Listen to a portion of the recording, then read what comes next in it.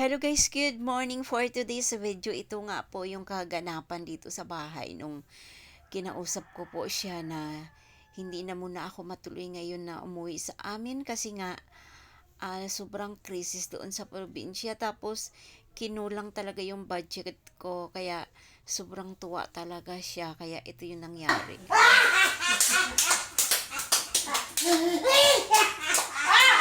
Gusto mo? Ay, salamat sa Diyos. Ay, salamat. Masaya na ako. Nanalo ka talaga. Grabe siguro dasal mo.